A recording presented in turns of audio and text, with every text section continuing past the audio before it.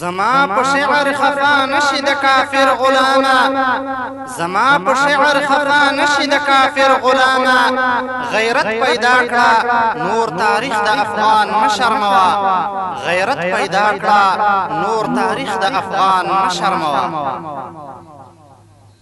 پر لار چیزی څوک د پردو انجام بخراب وي د هغو پر لار چیزی څوک د پردو انجام بخراب وي د هغو پر لار چیزی څوک د پردو انجام بخراب وي د هغو چټی ټی وی سر تل د پردیو تقاضات چټی ټی وی سر تل د پردیو تقاضات خپل مسلمان پزمایل د کفر خواته هیڅ نه لري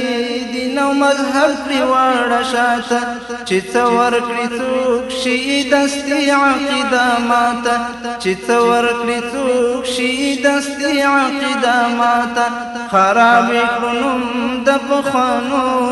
انجام بخراب د هغو خراب کړم د بخانو انجام بخراب د هغو اوس بیا هغه عصر راغلی که په یو جلسه کې ودرېږې پر تبلیغیانو دې رد وکړي پر وهابیانو دې رد وکړي بعضې ګمراهان درته وایي وای دا مه کوه دا اختلاف جوړېږي ولې پر دغه وهابیانو لګاو کوې ولې پر دا تبلیغیانو لګاو کوې اختلاف دې جوړ کړی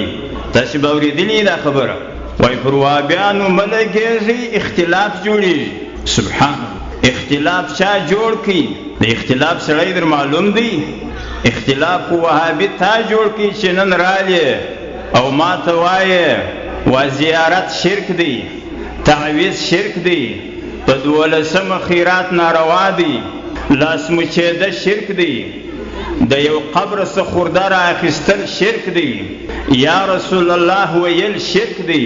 په هدیره کې د اسقاط ګرځول شرک دی دا خبرې چا راوړلې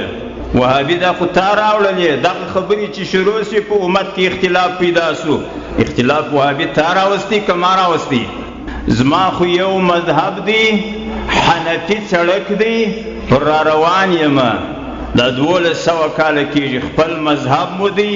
خپل سړک مو دی پر دې سړک را روان یو نو خو وهابي تا سړک پرېښوي په کنده کې روان یې په زوزانو کې روان یې اختلاف خو تا جوړ کړي بعضې ګمراهان بیا آیات شریف هم راته وایي وهابیان ښیم آیات شریف دا دی اعوذ بالله من الشیطان الرجیم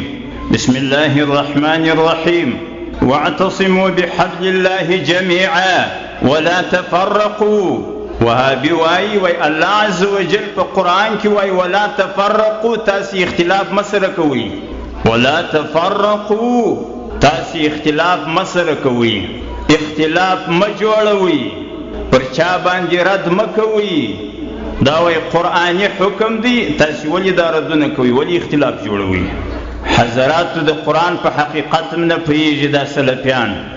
د آیات په ترجمه هم نه پوهېږي د خپله ځانه ترجمه کوي د وهابي مطلوب دا دی چې ولا تفرقو دا معنا چې اختلاف مه کوئ په یهودي هم کار مه لره په نصراني هم کار مه لره په هېڅ ګمراه ډله کار مه لره دغه د ولا تفرقو ترجمه ده کله دا ترجمه وکلا وحاشا ولا تفرقوا دا معنا ای مؤمنینو په خپل منځ کې یو د بل اختلاف مه سره کوئ یو اما که چیرې ګمراه ډله د اسلام د نړولو دپاره راتله بیا ټوله مقابله وکړي امر بالمعروف نهي عن المنکر د څه شي دپاره دی قرآن کریم وایي د منکر مقابله وکړه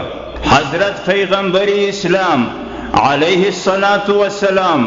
هغه وایي د منکر مقابله وکړه تر وهابیت به نو لوی منکر چیرې تر پنجپیریت و سلفیت یا د اوس عصر تبلیغ تر دې به لوی منکر چیرې قرآن وایي د دغه منکر